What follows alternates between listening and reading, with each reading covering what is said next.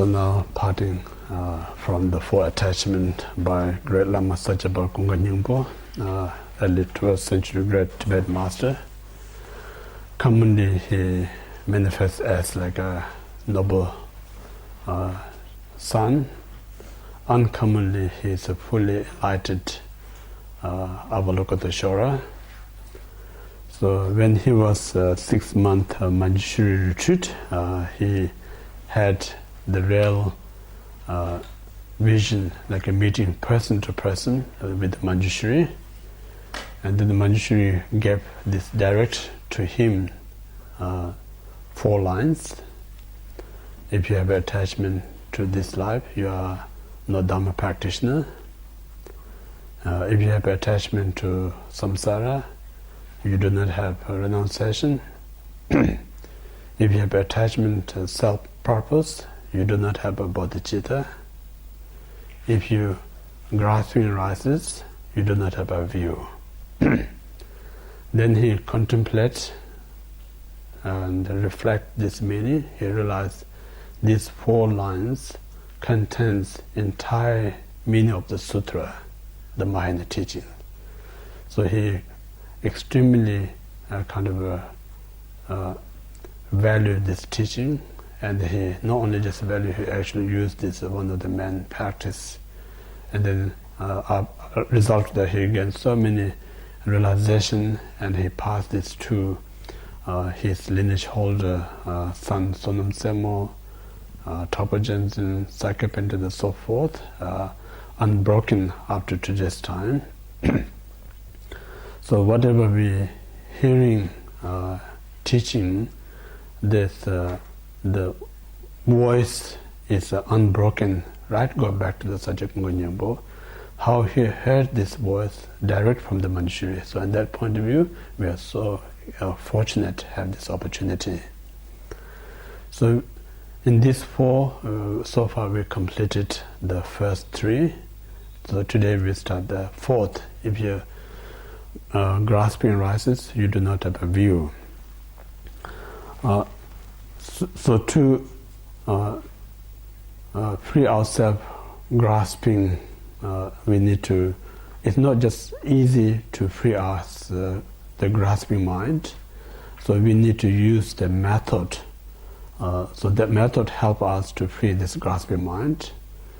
So there are so many, all the first to the 3rd, all is a kind of a method to free us from the grasping mind. But the principal method to free us grasping mind is a shamatha and vipassana. So first, before we train the shamatha, before we train the vipassana, we need to train the shamatha. So to train shamatha, also we need to go through the right procedures. Yeah, always good to, when you do shamatha itself, there is a same as like a preliminary, main, and then the conclusion. Preliminary is always important to start with the refuge, and then bodhicitta, then you come into the main part of the shamatha meditation. So again, shamatha, just sitting on a cushion, instantly not going to be success. You need to collect all the right conditions. So all right conditions we sums up in the 6 conditions requirement to success one's shamatha meditation. So 6 conditions are: the first one we say okay, right place to do the shamatha. So right place means like a place where there is no one disturbs you daytime, there's no noise in the nighttime, neither there's no animal or wild animal attack or disturbs you. And then same place where you have a similar view and very easy to get along with other Dhamma brothers and sisters. The most important one must have a teacher who guide or give you instruction. So these are because the right place, the first condition. And then second condition is like a less desire mind. So it means like whatever we have right now, don't think I need to be more improved, this physical comfort. Soon you think I need to be more better than this physical comfort, then that takes your mind away how to concentrate. So let increase your desire mind. That's the second condition. And then third condition is be grateful what you got right now. So if you have a grateful or appreciation, then that helps you not to wander your mind. So that's the third condition. And the fourth condition is reduce worldly activities. Yeah?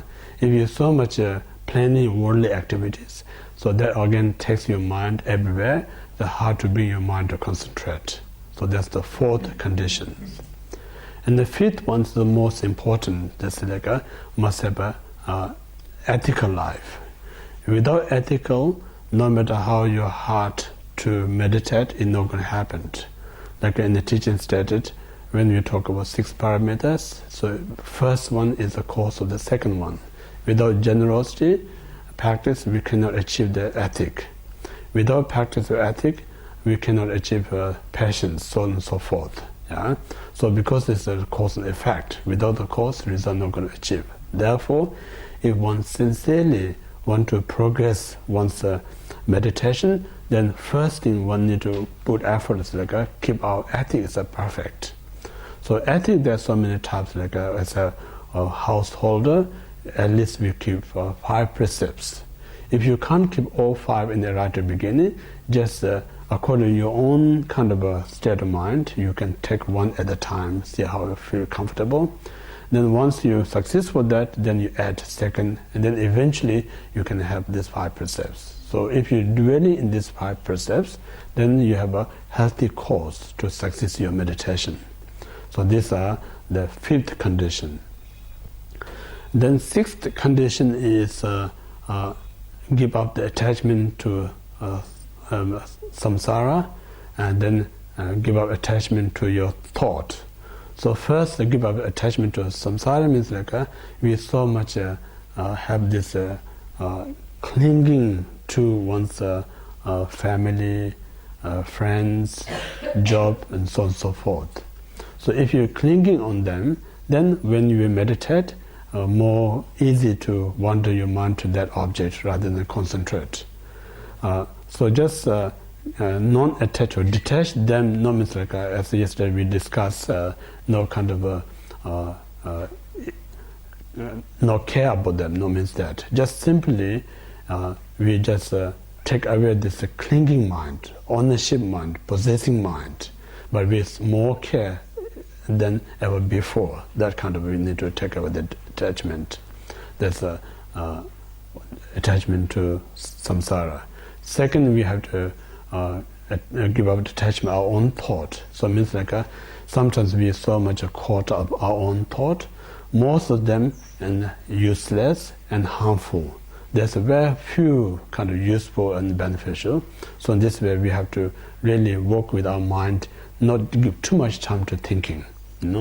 If you give too much thinking to your mind, then what is going to bring result is a more wrinkle in your face, more gray hairs in your head. So if you less thinking, your mind's more like a red edge. So that's the 6th condition. So if you prepare this 6th condition, then we are better positioned to meditate this shamatha meditation. That's we discussed yesterday. That's the outer conditions. Now inner condition is you need to have a right place to meditate. So place where you're going to meditate is specifically you set up for the meditation. And then in that house you should have a very comfortable cushion, so you can stay, the cushion supports you, stay as you want, make you feel comfortable, the second one. And then third, you have a set of very nice altar. So this is a inner physical preparation. Once you complete it, then you can sit on the cushion. And first, it's good to just brief reflect how fortunate have this perfect human rebirth. And then second, it's good to reflect impermanence. This opportunity is not going to be forever. We never know what's going to happen this afternoon. We never know what's going to happen tomorrow. So this is the right time. So we should not waste this one, impermanence. And then third is a brief reflect. If you say like as I mentioned this morning, the reflect the parting from the four attachment is like the cattle dog, yeah. Because our mind, when we practice, like a cattle.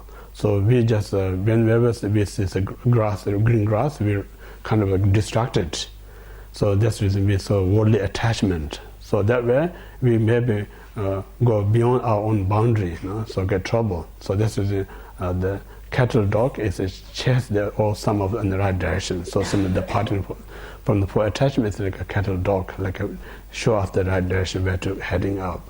Yeah, so that's we reflect whether I'm doing this practice Dharma to the sake of this life, then it's a wrong one. We have to change it. If you're doing this practice to attachment samsara, then that practice is not going to help us to free us of samsara. We have to correct it.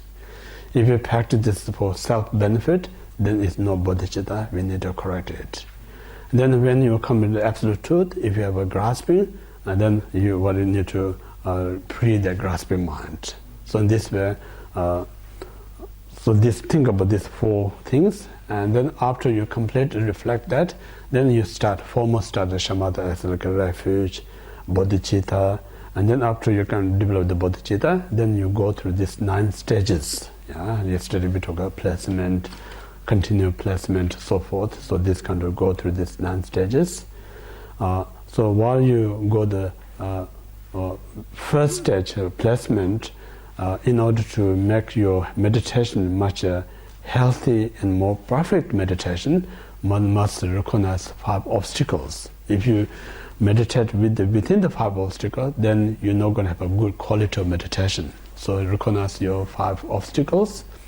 When you recognize these 5 obstacles, then you apply at antidotes. So through this way, you actually creating very high quality of meditations. So this high quality meditation then gradually kind of progress to go to the second stages we call the continued placement and so forth. Then when you reach up to 9th, then when you reach 9th stage, it's like we call the single pointedness or equanimity. It's like now mind so concentrate, whatever you do, nothing going to distract you. While you're eating, you mindfulness. While you're talking, it's a mindfulness. Everything is mindfulness. So in this way, you have to improve these 9 stages. So while you are improving these 9 stages, you may get a 5 experience. So this experience is this kind of shows where you are up to your meditation.